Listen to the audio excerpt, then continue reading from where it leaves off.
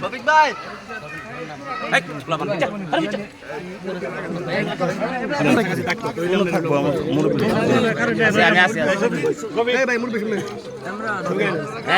একটা বানায় না ম্যাডাম একটু দাঁড়ান না, ফ্রেমটা ঠিক করি না।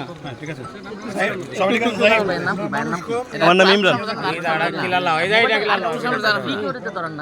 জি, মোবাইল তো ওনারা দিয়ে রাখছে আমাদের। আজকে তো একেবারেই একটা প্রত্যন্ত অঞ্চল এবং আপনি আপনার নিজের প্রকল্পগুলো দেখেছেন, রাস্তাঘাটগুলো দেখেছেন। আসলে এই অঞ্চলটাকে দীর্ঘদিন যাবত উন্নয়নের ক্ষেত্রে পিছিয়ে আছে। এই পিছিয়ে পড়া আপনি কাজ শুরু করে দিয়েছেন, তারপরও আরো কি কি পরিকল্পনা আছে যদি আপনি একটু আমাদেরকে বলতেন, বিশেষ করে 3টা ইউনিয়নকে কেন্দ্র করে। আমার তো বিশেষ করে তিনটা ইউনিয়নই একেবারেই পিছিয়ে পড়া এবং আমি মনে হয় যে সরাইল আশুগঞ্জে গত 55 বছরে স্বাধীনতার পরে কোনো কাজ হয়েছে বলে আমার মনে হয় না। তো আমার এই এলাকার মানুষের কাছে প্রতিশ্রুতি ছিল যে আমি ডে 1 থেকে আমার কাজগুলো শুরু করব। সো প্রথম যেহেতু মাত্র একটা অর্থ বছরের শেষে গিয়ে কিন্তু নির্বাচনটা হয়েছে, জুন পর্যন্ত কিন্তু আগের অর্থ বছর। সো আমাদের অর্থ ছাড়ও হয়েছে অনেক কম, সামান্য যেটুকু বরাদ্দ আমি পেয়েছি সেটুকু বরাদ্দ দিয়ে প্রতিটা ইউনিয়ন 19টা ইউনিয়নে আমি কিছু কিছু করে কাজ দিয়েছি। এখন আপনারা যেখানে দাঁড়িয়ে আছেন এটা কিন্তু দাঁড়িয়ে থাকার অবস্থা ছিল না, এটা একটা বিরাট ডোবা ছিল এবং সেখান দিয়ে নৌকাও চলে না, আবার হেঁটেও পার হওয়া যায় না। সো বাচ্চারা এটা মানে দিনের পর দিন তাদের স্কুল মিস হতো, এরকম অবস্থা। এখানে কিন্তু আমরা এখন দাঁড়িয়ে কথা বলছি।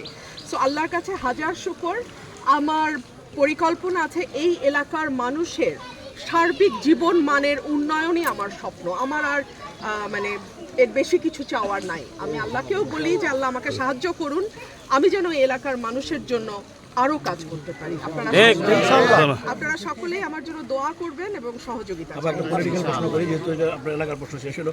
আমরা জানি জামাতের যে আমির আছে বর্তমানে, কিন্তু বিরোধী দল নেতা, তিনি বলছেন যে বর্তমান যে বিএনপি এবং সরকারি মানে ফেসিস্ট সরকারি পথে হাঁটছে, তারা অভিযোগ করেছে এবং এই পথে হাঁটলে তারা মানে গণ আন্দোলন গড়ে তুলবে, আরেকটি অভ্যুত্থানের হুমকি দিচ্ছে।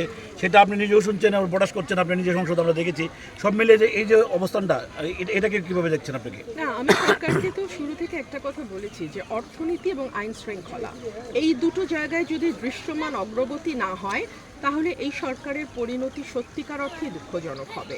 অর্থনীতিতে এই মাসেই একটা বাজেট আপনারা দেখলেন, আমাদের নতুন অর্থ বছরের যে বাজেট দেওয়া হয়েছে সেই বাজেটের বিশ্লেষণ করে আমি সংসদেও কথা বলেছি এবং এটি কতটুকু বাস্তবায়নযোগ্য বাজেট সেটাও একটা বড় প্রশ্ন।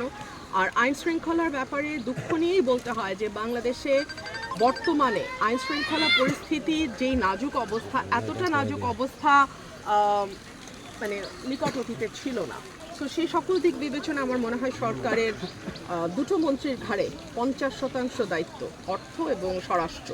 কিন্তু আনফর্চুনেটলি স্বরাষ্ট্রমন্ত্রীর অন্য সকল মন্ত্রণালয়ের ব্যাপারে যতটুকু আগ্রহ, উৎসাহ এবং অতি তৎপরতা, এই তৎপরতা যদি উনি ওনার নিজের মন্ত্রণালয়ে দেখাতেন তাহলে দেশবাসী উপকৃত হতো। আবার সর্বশেষ আমরা জানলাম যে আপনার দলীয় নেতাকর্মী যারা সরাইলে আছে, আপনার নির্বাচন করেছিল, তাদেরকে বর্তমানে মামলা দিয়ে হয়রানি করে গ্রেপ্তার করা হচ্ছে। এই বিষয়টা আপনি অবগত আছেন বা আপনি? এই বিষয়টি আমি অবগত এবং শুধু তাই না, তারা স্টোন অ্যারেস্টের কালচার শুরু করেছে। একটা মামলা হয়েছে, জামিন নিয়েছে, সাথে সাথে আরেকটা মামলা, এবং এলাকায় এলাকায় বিএনপির লোকাল নেতাকর্মীরা মামলার ব্যবসা করছে। এটা আমি সংসদেও বলেছি, আমি সরকারকে বলবো এবং আমাদের অত্যন্ত জ্ঞানী স্বরাষ্ট্রমন্ত্রীকে আমি বলবো বিষয়টি আপনি দেখবেন। কারণ মনে রাখবেন, নাথিং গোজ আননোটিসড অ্যান্ড আনপানিশড। আজকে আপনি যা করছেন একদিন আপনাকে